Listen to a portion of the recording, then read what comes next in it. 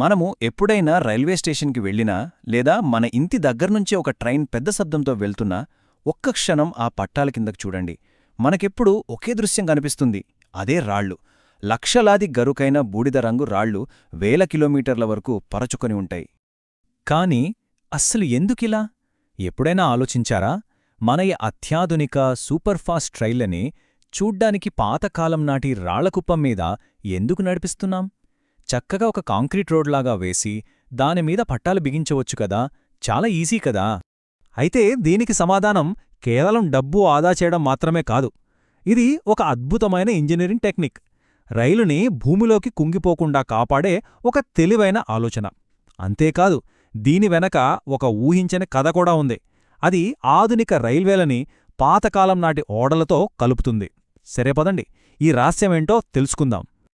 ఈ రాళ్ల ప్రాముఖ్యతేంటో తెలియాలంటే ముందుగా మనం రైల్వే ఇంజనీర్లు ఎదుర్కొన్న ఒక పెద్ద సమస్య గురించి తెలుసుకోవాలి. అదే రైలు బరువు. మనం మాట్లాడుకునేది మామూలు బరువు కాదు. ఒక గూడ్స్ రైలు నిండా సరుకు ఉంటే దాని బరువు కొన్ని లక్షల కిలోలుంటుంది. ఊహించుకోండి ఎంత బరువో. ఇప్పుడు ఆలోచించండి, అంత బరువుని నేరుగా మట్టిమీద పెడితే ఏమవుతుంది? అంతే సంగతులు. ఆ ప్రెషర్కి మట్టి కుంగిపోతుంది, పట్టాలు లోపలికి దిగిపోతాయి, వంకర తిరిగిపోతాయి, చివరికి రైలు పట్టాలు తప్పుతుంది. చాలా అంటే చాలా పెద్ద ప్రమాదం. ఇక్కడే ఈ రాళ్ళు అంటే సైన్స్ భాషలో ట్రాక్ బ్యాలెస్ట్ అంటారన్నమాట సీన్లోకి వస్తాయి.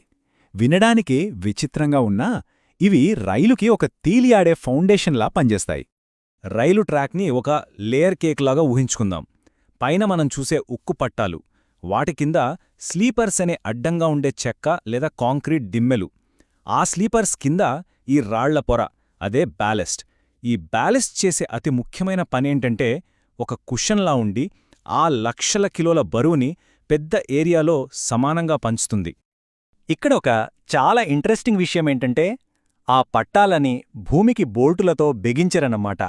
మీరెప్పుడైనా దగ్గరగా గమనిస్తే అవి ఆ రాళ్లమీద తేలుతున్నట్టే ఉంటాయి.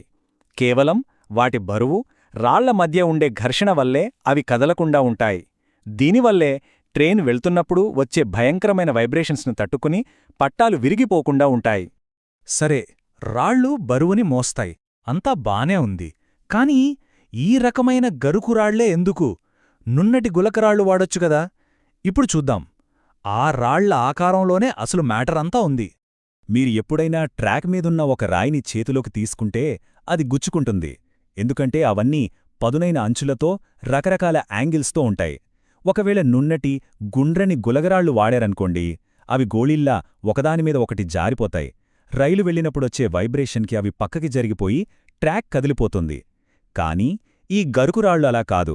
వాటిమీద ప్రెషర్ పడినప్పుడు అవి ఒకదాంతో ఒకటి ఇంటర్లాక్ అయిపోయి ఒకే గట్టి పునాదిలా మారిపోతాయి. ట్రాక్ అంగుళం కూడా కదలదు. ఈ రాళ్ళు కేవలం బరువుని మోయడమే కాదు, మనకు తెలియకుండా ఇంకా చాలా ముఖ్యమైన పనులు చేస్తాయి. అవేంటో ఇప్పుడు చూద్దాం. ఈ బ్యాలెస్ట్కి 3 ముఖ్యమైన పనులున్నాయన్నమాట. 1 బరువును పంచడం, 2 నీటిని బయటకు పంపడం, 3 కలుపు మొక్కలు పెరగకుండా ఆపడం. చూశారా, ఇది ఒక all in one engineering solution లాంటిది. భారీ వర్షం పడినప్పుడు ఆ నీరంతా ఈ రాళ్ల మధ్యలో ఉన్న గ్యాప్స్లోంచి ఈజీగా కిందకి వెళ్ళిపోతుంది. దీనివల్ల ట్రాక్ కింద ఎప్పుడూ బురదుండదు, నేల గట్టిగా ఉంటుంది. ముఖ్యంగా ఉక్కు పట్టాలు తుప్పు పట్టకుండా ఉంటాయి. ఇదొక పెద్ద న్యాచురల్ డ్రైనేజ్ సిస్టమ్ అన్నమాట. అలాగే మీరు గమనించారో లేదో, రైలు పట్టాల మీద మొక్కలు పెరగడం చాలా అరుదు.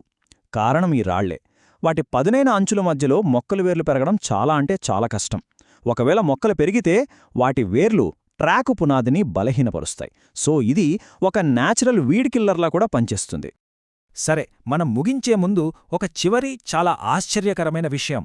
అసలు ఈ రాళ్లని బ్యాలస్ట్ అని ఎందుకంటాం? ఆ పదం రైల్వేస్ నుంచి రాలేదు, సముద్రం నుంచొచ్చింది.